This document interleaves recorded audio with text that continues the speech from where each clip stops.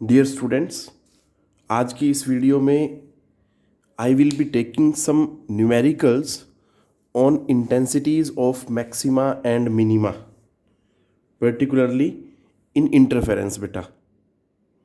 तो स्टार्ट करते हैं from the very first numerical.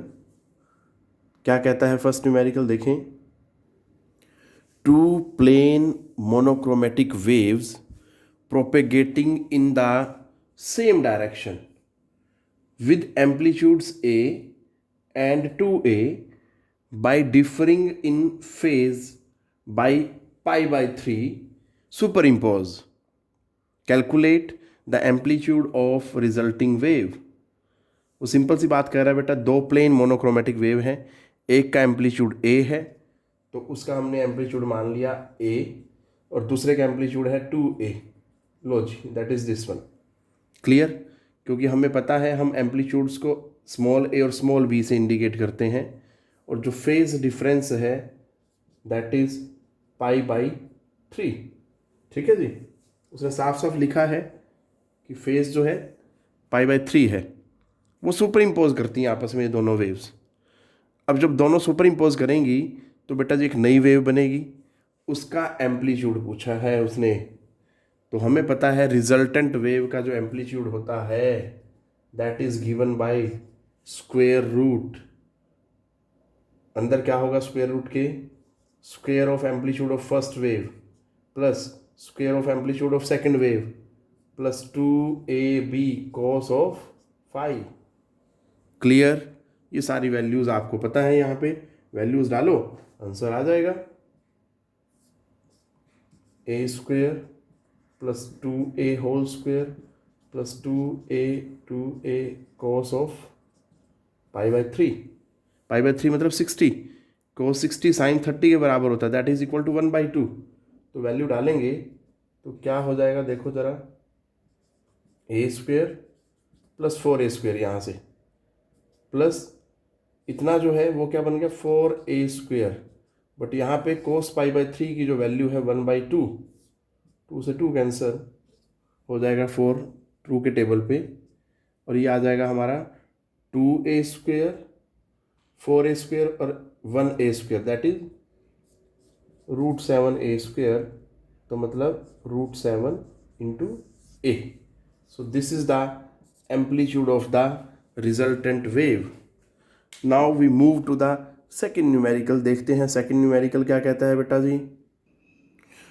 Two coherent monochromatic light beams of intensities I and 4I are superposed. What will be the maximum and minimum possible intensities?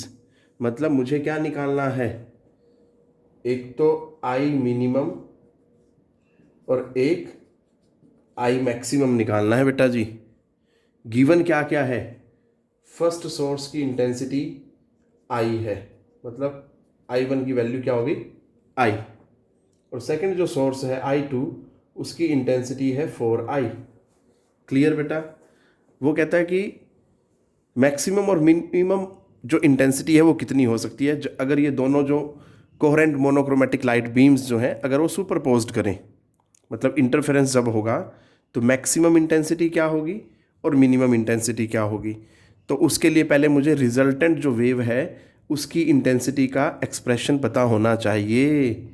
तो वो क्या होता है, that is I is equal to I1 plus I2 plus 2 √I1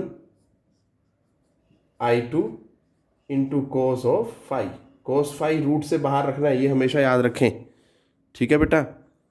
अब ये जो expression है यहाँ से हम I मिनिमम और I मैक्सिमम निकाल सकते हैं। अगर मुझे I मिनिमम चाहिए तो ये cos फाई मिनिमम होना चाहिए, और अगर मुझे I मैक्सिमम चाहिए तो cos फाई क्या होना चाहिए, मैक्सिमम होना चाहिए बेटा। ठीक है? तो पहले हम देखते हैं मैक्सिमम के लिए।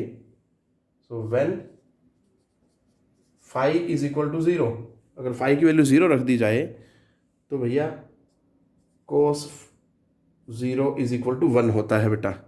तो उस सिचुएशन में मुझे क्या मिलेगी, मैक्सिमम इंटेंसिटी मिलती है।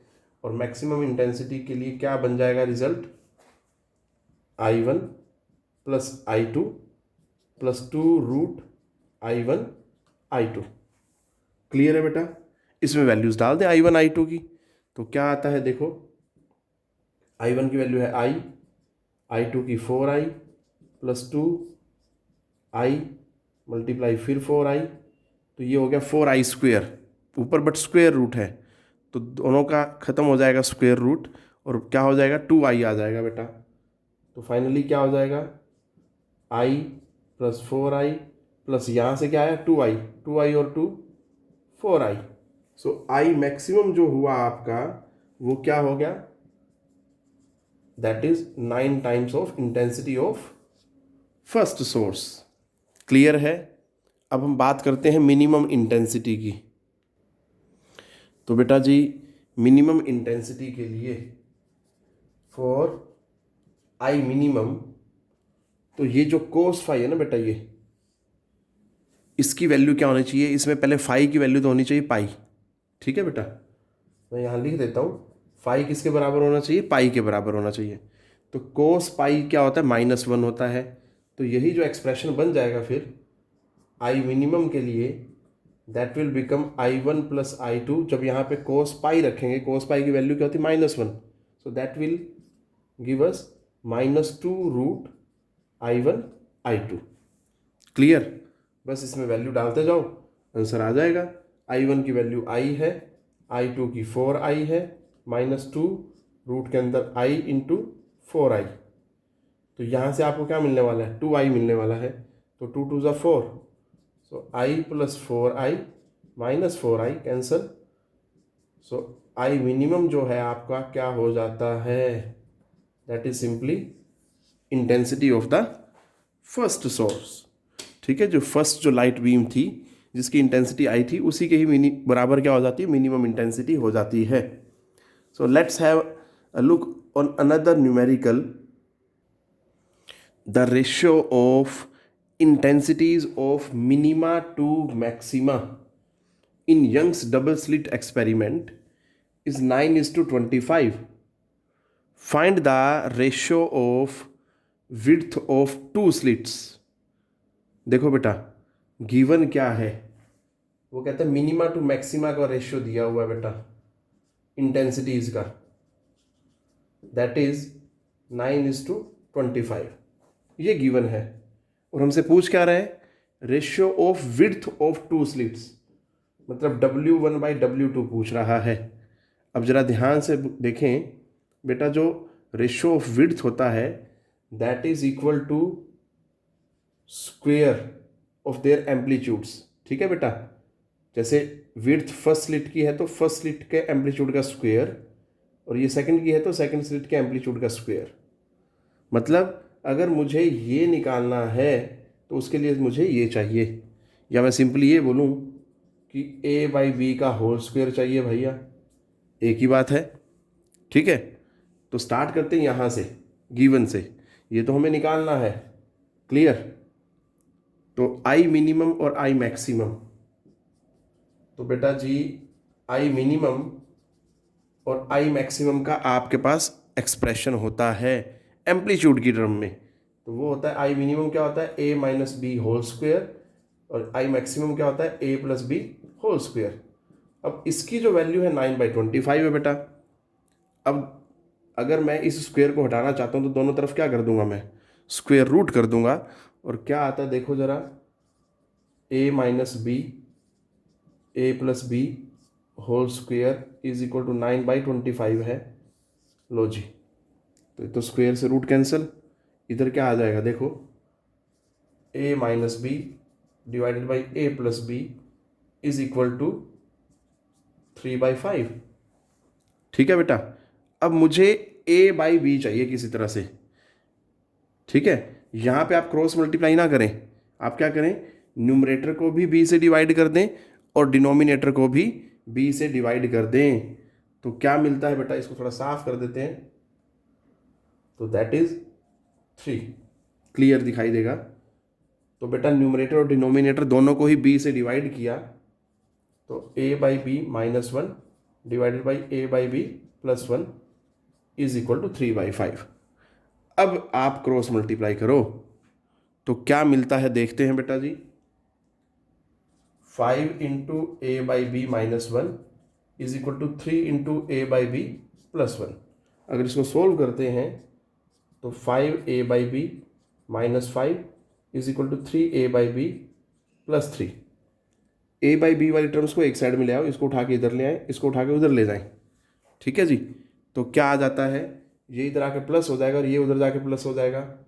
सो 5 प्लस 3 मतलब 8a by b is equal to, ये क्या हो जाएगा बेटा, ये 5 उधर जाके क्या हो जाएगा, प्लस हो जाएगा। और क्या देगा हमें, देखो बेटा यहाँ पे थोड़ा सा ध्यान दें दोबारा एक बार, ये प्लस 3a बाई बी है, इधर आएगा तो माइनस होगा, तो 5 minus 3 that will give you 2a by b. Clear. और ये 5 उधर जाके क्या हो जाएगा, प्लस, तो that will give you 8। So a by b की वैल्यू क्या आ जाएगी, ये 2 उधर जाके डिवाइड हो जाएगा, a by b is equal to 4। But हमें क्या चाहिए, वट वी नीड, दिस या दिस, है ना। तो बेटा जी a square by b square is equal to 16/1, ये हमारा आंसर आ गया बेटा जी। क्लियर है, जो हमें चाहिए था। इस तरह से आप जो है, जो इंटेंसिटीज़ के न्यूमेरिकल हैं वो आप प्रैक्टिस कर सकते हैं बेटा। इन्हीं को ध्यान में रख के बाकी न्यूमेरिकल्स भी प्रैक्टिस करें, सभी हो जाएंगे बेटा। टेक केयर, पढ़ते रहें।